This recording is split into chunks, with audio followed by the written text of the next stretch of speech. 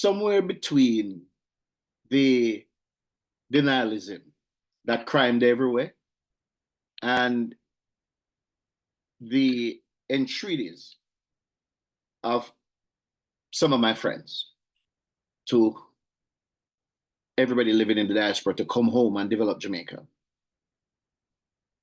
There's a medium of realism, stark reality, if you will.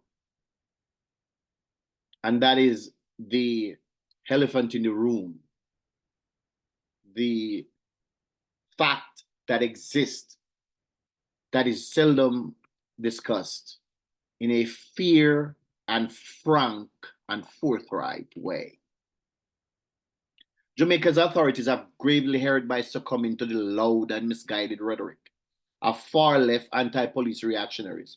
These individuals, cloaking their agendas in the language of social justice, have long militated for soft laws and leniency that embolden criminals while dismantling the deterrents that once kept violence at bay. The tragic result is a nation where police officers are gunned down with impunity, their killers reveling in celebration, and a justice system that is increasingly complicit in this descent into lawlessness. The People's National Party bears significant historical responsibility for this crisis under the guise of championing the poor. The PNP has consistently aligned itself with criminal elements, exploiting them as a political strategy. For decades, the party has carefully cultivated a narrative of concern for marginalized communities while using these same communities as a breeding ground for violence and intimidation to secure votes. This cynical exploitation has done nothing to alleviate poverty or empower the vulnerable. Instead, it has created a culture in which criminality is tolerated, if not openly celebrated, while genuine law enforcement is undermined at every turn. The latest victim is Corporal Christopher Smith, a police officer in West Kingston. The current administration under the Jamaican Labour Party has fared little better.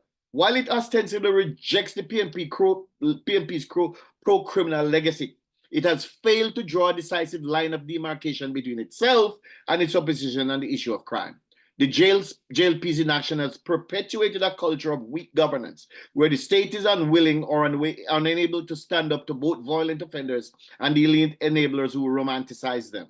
The line separating justice from chaos has blurred, leaving a void where once the rule of law prevailed.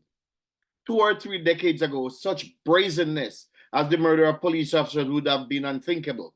Perpetrators would have been swiftly brought to justice, or we would have brought justice to them, their choice, serving as a stark warning to others. Today, however, Jamaica has degenerated into a society where criminality is normalized. Far-left elites, lawyers, or academics, even political representatives have worked tirelessly to erode public confidence in law enforcement, all while empowering criminals. Their rhetoric has borne bitter fruit at Jamaica, where the killers of police officers drink and celebrate their impunity, mocking the very concept of justice.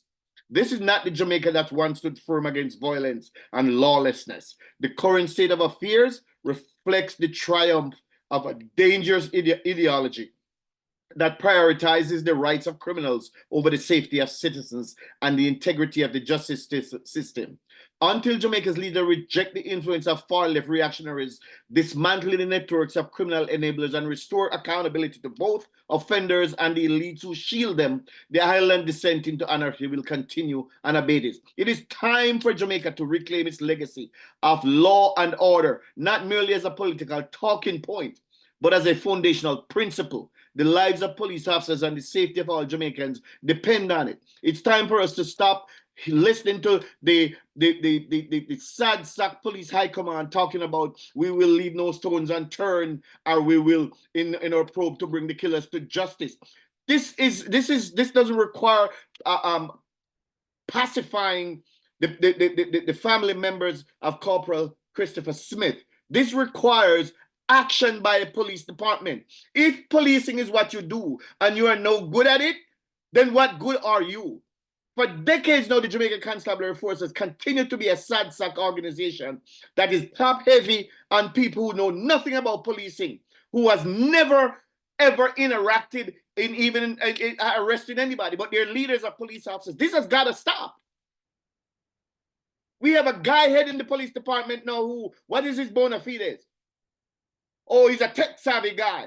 It doesn't require a tech-savvy guy to run a police department. It requires a police officer to run a police department. If he has tech-savvy, if he's tech-savvy and he has tech bona fides, so be it. He can be used to the police department. But we don't need a police, a PhD or a tech-savvy guy to be a police chief to run the police department, to effectively go after criminals using local knowledge, gumshoe detective work, talking to people and maintaining relationships in community with police work, good forensics, and knowing where these criminals are hiding out. That's what it takes. A police force is only as good as the job it does. And it seemed to me that the police department is not more than a window dressing. The police force of today is far better equipped, though not fully there, than it was 3 decades ago when I was serving. Yet we were able to bring murderers to justice. Or like I said, bring justice to them. Their choice. How are you going to have a cop murdered and nobody knows who did it? Or if he did it, he's still breathing or still on the loose? This hungers me. This hungers me. Because there are people in Jamaica who want a safe Jamaica. Let me be clear. There are a lot of people who are anti-law enforcement in Jamaica. But it's not the majority. There are a lot of good people in Jamaica. I am in Jamaica a lot, and I talk to people everywhere I go, and there are good people who want a crime-free society. The problem is, the loudest people you hear are the criminals and their supporters. That's not what the real Jamaica is. And it's time for the government to get up off its ass and do something about this state of lawlessness in our country. I'm out.